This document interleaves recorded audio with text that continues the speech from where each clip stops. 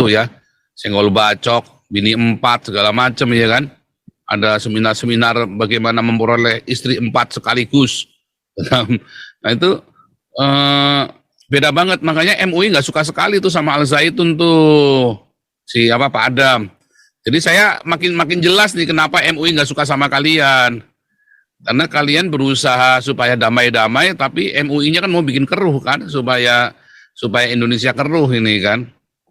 Ya MUI kan dilawan Pak, orang-orang yang mendukung MUI, politikus yang mendukung MUI kita lawan. Ini 2024 nah, ini. justru itu, makanya kan ini makin jelas nih, kita jadi makin ngerti kenapa MUI benci banget sama Al Zaitun. Karena MUI mau bikin keruh negara, sementara Al Zaitun justru mau membangun negara. Beda banget. Dianggap Al Zaitun ini sebagai gangguan bagi MUI. Ya, intinya mah prinsip kami itu Pak gini Pak. Apapun agamamu, ya bahasanya gini prinsip kami. Apapun agamamu, apapun sukumu, apapun bangsamu, apapun torikohmu dalam beragama, itu filosofinya seperti air yang mengalir gitu Pak. Kan air yang mengalir itu kan beda-beda ya Pak. Dari ada Sungai Bengawan Solo, ada Sungai Ciliwung, ada apa Pak. Tapi kan nanti mengalir ke dalam satu muara yang satu Pak, Esa kan laut gitu. Berapa ribu alumni Al Zaitun, pesantren Al Zaitun? Kenapa Pak? Berapa ribu alumninya yang sudah diluluskan dari 20 angkatan? Udah puluhan ribu Pak, udah puluhan ribu. Mudah-mudahan puluhan ribu lulusan Al Zaitun seperti Adam Abel bertoleransinya. Oh, pasti Pak, karena begini loh Pak. Dari puluhan ribu alumni Al Zaitun, nggak pernah satupun ada yang ngebom gereja loh Pak. Oh, tapi MUI itu kan udah berapa ekor aja tuh yang ngebom gereja tuh alumninya MUI itu yang terafiliasi dengan MUI. Dibubarin gitu ya. Nah, ini kan sebenarnya ini kan kelihatan sekali. Nah, terus polisinya kan bego banget nih, polisinya juga udah barang jelas begini masih kagak ngerti. Makanya polisi mau belajar dari Nabi ke-26 ini loh. Aduh. Sudah di-unmute Pak. Ini ada Mapel keluar dulu, lalu masuk lagi sekali lagi karena sinyalnya nyangkut rupanya nih, makanya nggak ada suaranya. Keluar lalu masuk lagi. Tes, Pak Adam Mapel. Ya oke. Tadi lanjutkan Pak Santi Amar sedikit Pak Santi Amar sambil nunggu Adam Habel.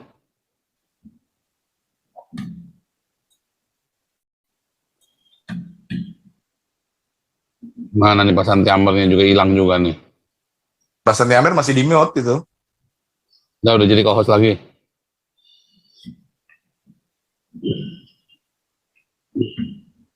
Ya, kalau enggak saya tambahkan sedikit Pak ya. Ya boleh. Ya, jadi begini ya, saya banyak sepakat dengan Pak Gajah Mada ya, karena ya saya juga waktu kecil ya, karena memang sifat saya nasionalis sebenarnya.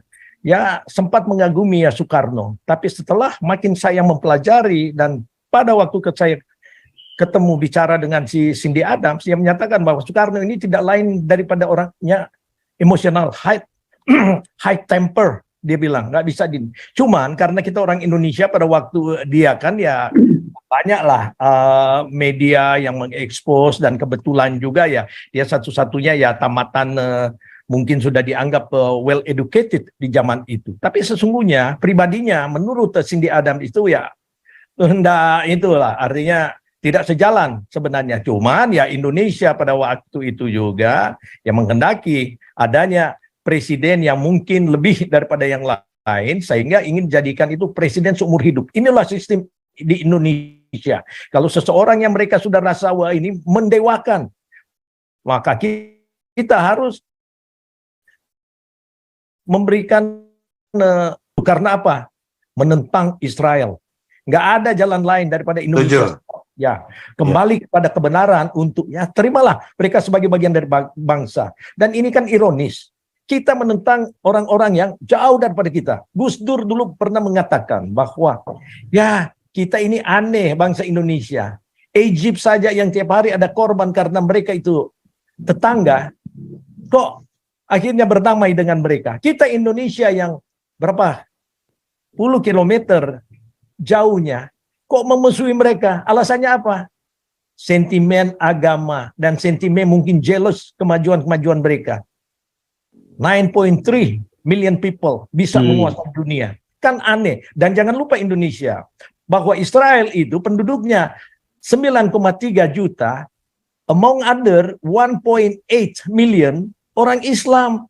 Dan orang-orang Islam ini ada yang duduk juga di dalam kepemimpinan di sana. Jadi ini aneh, karena Israel itu demokrasi yang paling menghormati apa arti daripada demokrasi itu. Dan ada militer mereka yang Islam kok. Kok Indonesia di mana mikirannya? Justru Indonesia ini sangat ironis. Yang kita jajah adalah anak bangsa sendiri. Semua di framing. Kalau sudah nggak senang dengan gereja ajarannya, ya tutuplah. Kalau nggak senang dengan apa yang disampaikan oleh MKC, ya layak untuk dikejar. Pak Polsang di DPO. Yang lain-lain di DPO bisa masuk di televisi ini. Karena apa? Ya, MUI berkuasa. MUI jauh lebih hebat pengaruhnya daripada undang-undang Indonesia. Lebih hebat daripada MPR DPR. Oke, ini ada Mabel, Pak. Ada Mabel, silakan. Ya. Ada Halo? Mabel. Cek. Masuk suara. Ya, masuk. Oke, ya. Ya, assalamualaikum, merdeka, shalom sekalian. Ya, Saudaraku yang salam, di sini. selamat malam. Pak Paul, mohon izin Pak, ini kayaknya pencahayaannya kurang nih. Ya, oke. Mau ini aja video aja ya. Mungkin ya. Oke, salam kenal semuanya. Ya. Mungkin di sini saya ingin memperkenalkan mengenai Al-Zaitun sih Pak ya. Ini kenalan dulu, ini angkatan tahun berapa nih? Lulus tahun berapa nih? Ada Mabel ini. Saya 2013, masuk 2013, lulusan 2019. Tapi lanjut kuliah di situ sampai sekarang ini. Oh, jadi sama kemarin Kang Barma kenal dong ya? Iya, kenal, tapi mereka mungkin beda angkatan. Iya, di atasnya ya. Kalau Kang Barma di atasnya ya. Tahun 2000 berapa? 2004 ya Kang Barma ya. Kang Barma angkatan keempat, ini angkatan keberapa? Nanti saya angkatan ke-15. Oh, ke-15 ya, jauh ya. 11 angkatan. 11 tahun. Karena kan angkatan udah sampai 20 jadi. Mm-hmm. 21, 20 berapa udah. Oke, lanjut. 25. Ya, jadi ya di sini saya ingin mungkin memperkenalkan saja ya apa yang saya alami di Mahat Al-Zaitun itu. Jadi moto Mahat Al-Zaitun itu atau tempat pendidikan di Al-Zaitun itu kan motonya pusat pendidikan, pengembangan budaya toleransi dan perdamaian. Jadi landasannya apa sih? Sebetulnya kita yang saya pahami ya, yang saya pahami. Sebetulnya landasan itu tidak diambil dari apa namanya hadis atau kan kita tahu kalau misalnya sumber hukum Islam itu kan ada 4. Al-Quran, Sunnah, atau hadis, ijma, qiyas. Jadi kita bukan ngambil dari, yang saya pahami kita bukan ngambil dari hadis, bukan ngambil dari ijma ataupun qiyas, tapi kita langsung ambil ke sumbernya gitu. Jadi ada salah satu ayat ini, boleh saya argumentasikan Pak Paul? Boleh. Boleh. Di sini bebas bicara. Cuma sebetulnya supaya dikenal dulu, supaya jangan dibilang kita nge-hoax nih. Nampak muka sebentar supaya kenalan sama orang lalu ditutup lagi. Karena memang rupanya di sana signalnya juga kurang bagus ya.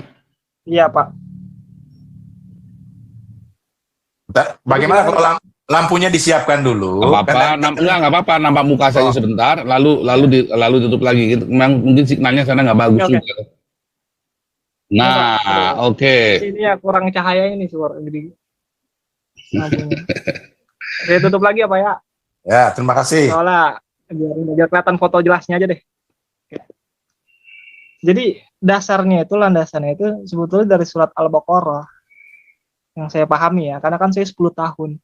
Walaupun saya bukan anak ideologis ya Syekh Al-Zaitun, tapi secara batinnya saya sebetulnya anak bukan, tadi saya bukan anak biologis ya, tapi anak ideologis, karena saya 10 tahun dari tahun 2013 sampai tahun sekarang ini nih masih belajar di sana, tahu sebetulnya isi otak kepala Syekh Al-Zaitun tuh arahnya kemana sebetulnya.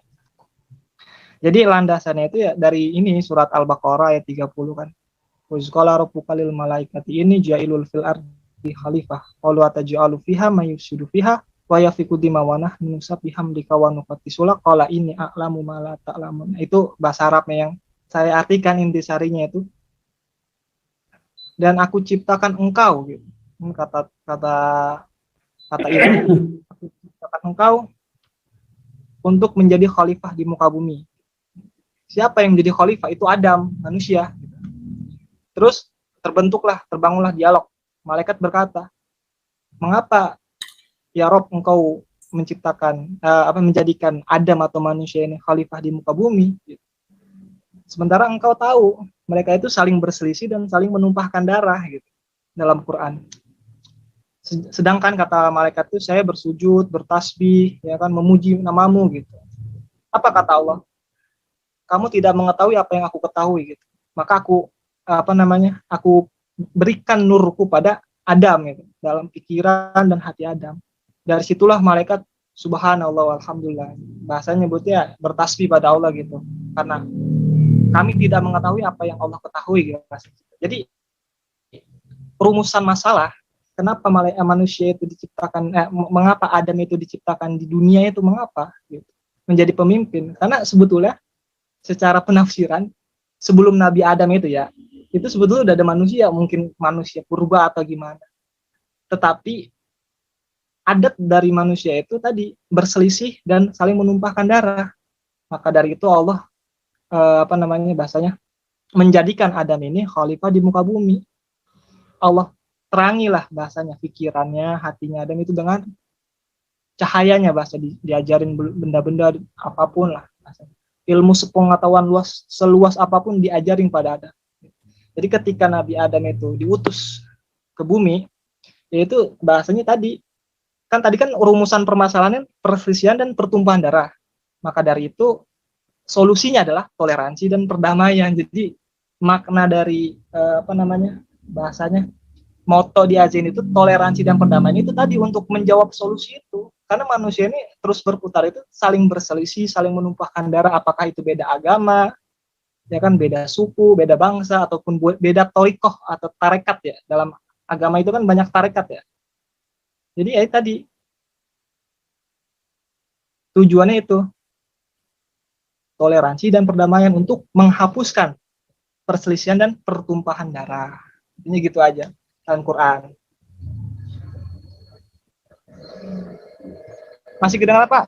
Maaf Pak, suara saya. Ya. Ini Al-Zaitun Izzaqul Haq ini siapa nih? Al-Zaitun Izzatul Haq ini siapa nih? Ya, kurang tahu Pak. Tapi saya kayaknya kenal namanya, saya pernah dengar tapi kurang ini. Ini dia belum masuk ke mikrofonnya. Ini resen tapi nggak ada mikrofonnya nih. Nggak bisa dijalanin.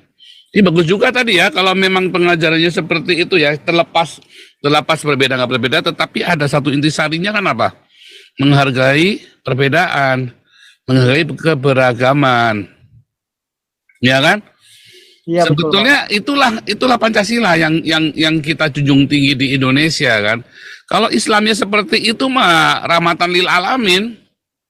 Nah, masalahnya Islamnya MUI senggol bacok sekarang ini kan yang di Indonesia. Ya. Lalu gimana tuh cara kalian para akademika atau para sivitas akademik di Al-Zaitun atau kalian para pembelajar, para santri di sana tuh?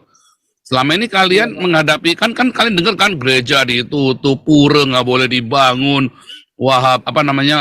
Ahmadiyah dibakar hidup-hidup. Terus kalian meresponinya bagaimana tuh dari guru-guru kalian di sana? Ya sebetulnya mengecam keras sih Pak. Sebetulnya itu kan kita kan ingin kembali sebetulnya. Kita ingin kembali kepada ajaran Nabi Muhammad. Bukan melakukan pembaharuan, kita itu ingin kembali. Jadi sebelum kita itu lulus, kita kan dikasih tuh materi irsyad. Materi irsyad itu tentang perjalanan Nabi Muhammad dari Mekah ke Madinah.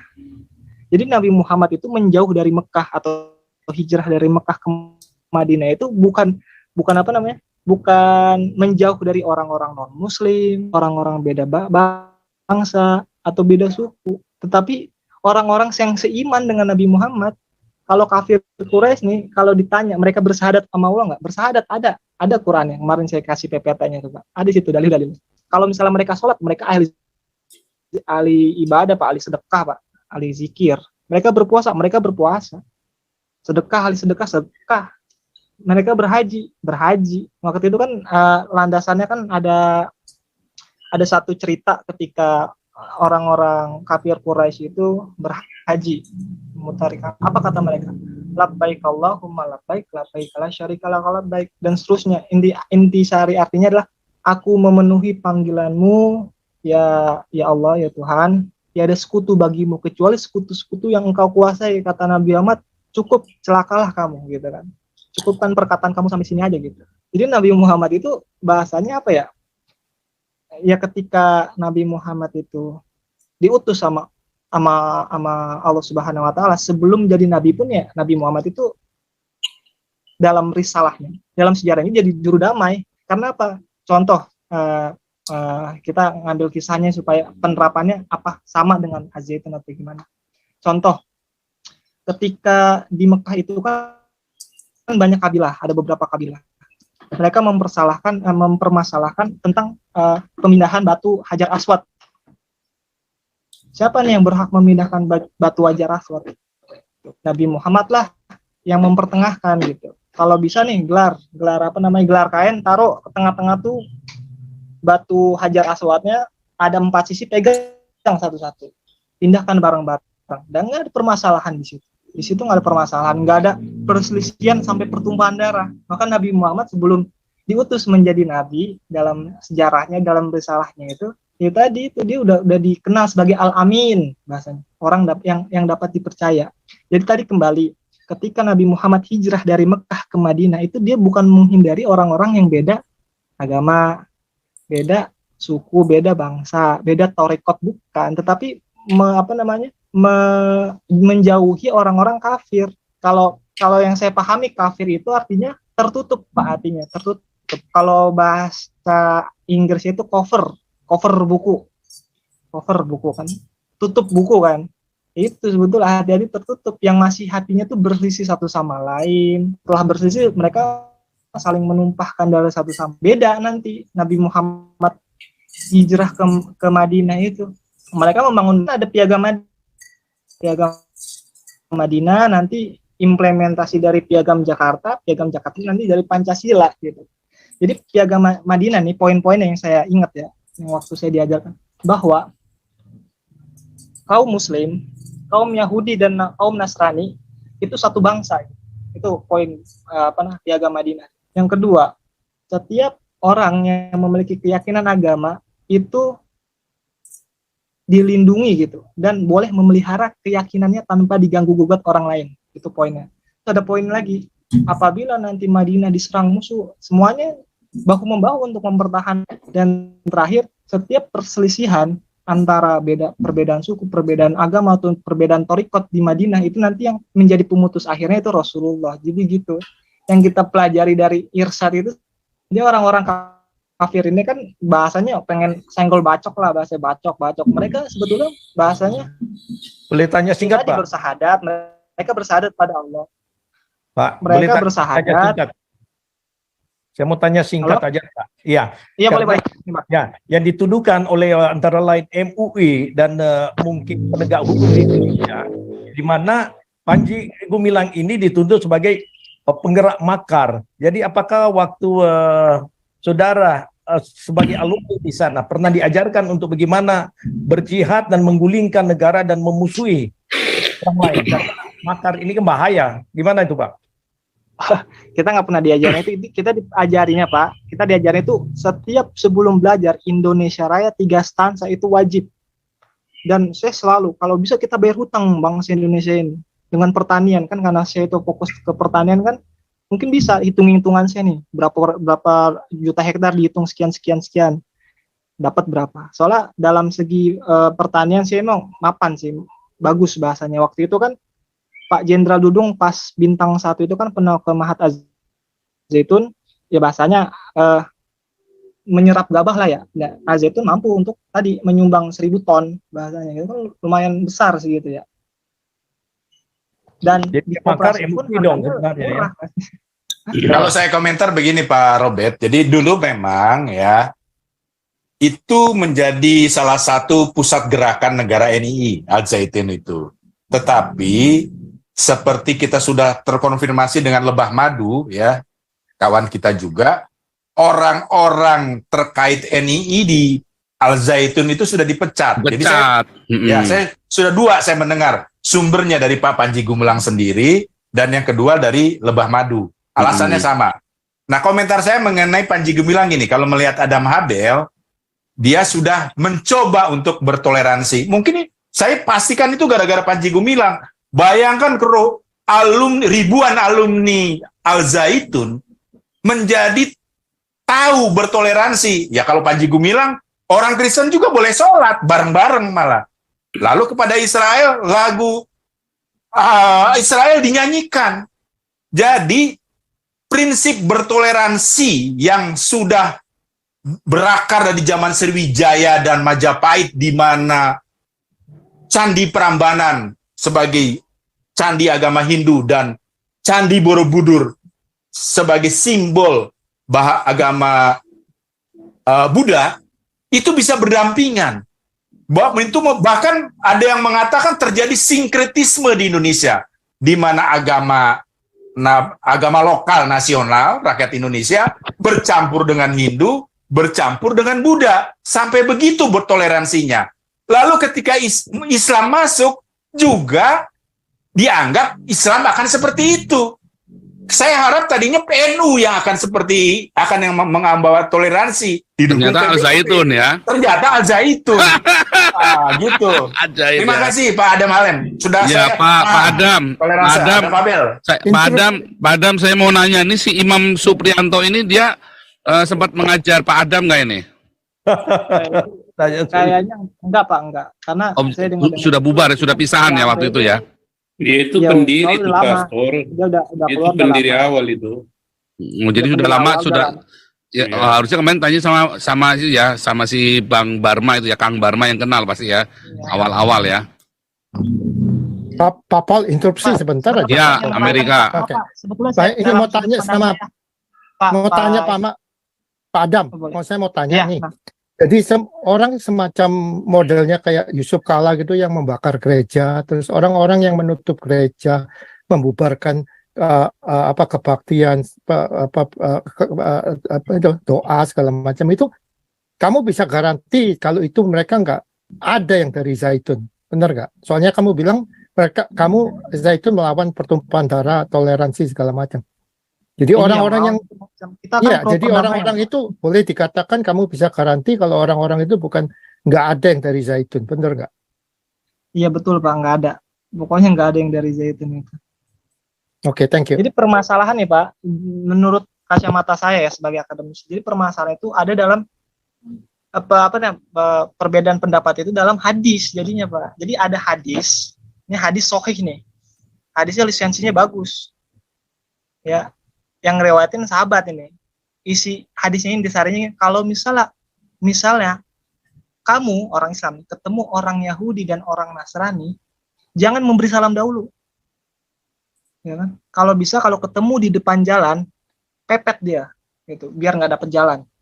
Nah, ini sebetulnya hadis ini yang saya ragu bahasanya gitu. Walaupun jumhur ulama itu kebanyakan ulama menyepakati hadis ini, tetapi banyak ulama juga yang mengkritisi hadis ini. Karena apa? Tidak sesuai dengan landasan Quran. Sumber hukum tertinggi kan Quran kan. Bahasanya usul fikihnya tuh kalau dalam Yunaninya bahasanya lex superior derogat legi inferior kan. Undang-undang tertinggi mengenyampingkan undang-undang terendah gitu.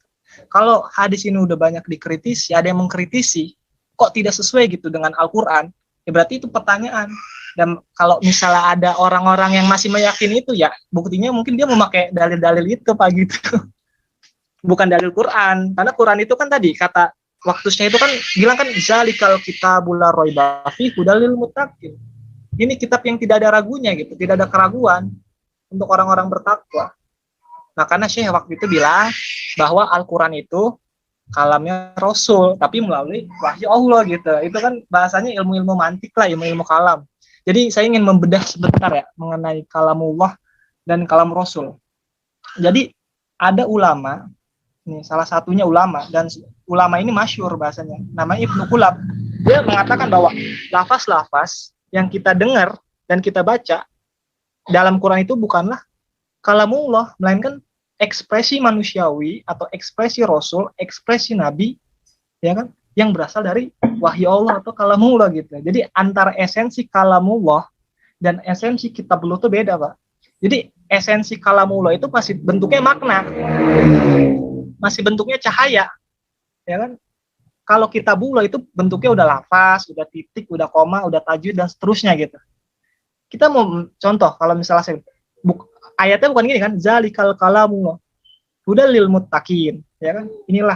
Inilah kalamullah yang tiada keraguan di dalamnya. Kita mau baca kalamullah kayak gimana kan? Kalamullah kan bentuknya masih makna, masih cahaya.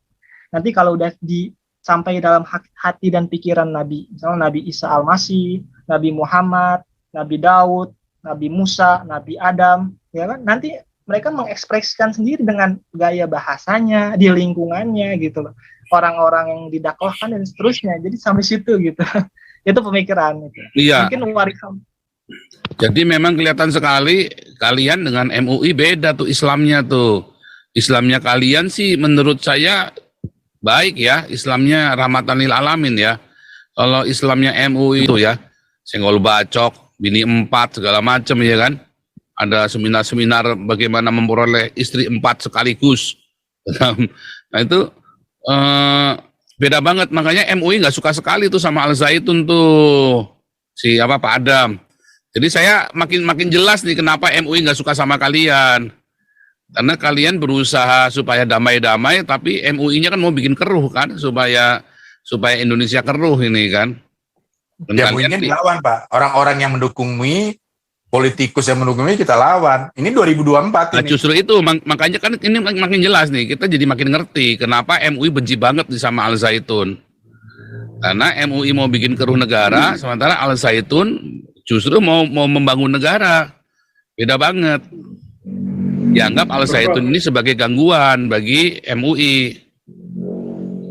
Ya, intinya mah prinsip kami itu Pak gini Pak. Apapun agamamu, ya bahasanya gini prinsip kami. Apapun agamamu, apapun sukumu, apapun bangsamu, apapun torikohmu dalam beragama, itu filosofinya seperti air yang mengalir gitu Pak. Kan air yang mengalir itu kan beda-beda ya Pak. Dari ada sungai Bengawan Solo, ada sungai Ciliwung, ada apa Pak. Tapi kan nanti mengalir ke dalam satu muara yang satu Pak. Esa kan laut gitu. Berapa ribu alumni Al Zaitun? Pesantren Al Zaitun. Kenapa Pak? Berapa ribu alumninya yang sudah diluluskan? Dari 20 angkatan. Udah puluhan ribu Pak, udah puluhan ribu. Mudah-mudahan puluhan ribu lulusan Al Zaitun seperti Adam Abel. Bertoleransinya. Oh, pasti Pak. Karena begini loh Pak, dari puluhan ribu alumni Al Zaitun nggak pernah satupun ada yang ngebom gereja loh Pak. Oh, tapi MUI itu kan udah berapa ekor aja tuh yang ngebom gereja tuh alumninya MUI itu yang terafiliasi dengan MUI. Dibubarin dia. Nah, ini kan sebenarnya kan ini kan kelihatan sekali. Nah, terus polisinya kan bego banget nih, polisinya juga udah barang jelas begini masih kagak ngerti. Makanya polisi-polisi mau belajar dari Nabi ke-26 ini loh. Aduh, itu tadi. Kau bilang kau menang debat, lawan domba yang sesat. Kau bilang banyak yang tobat.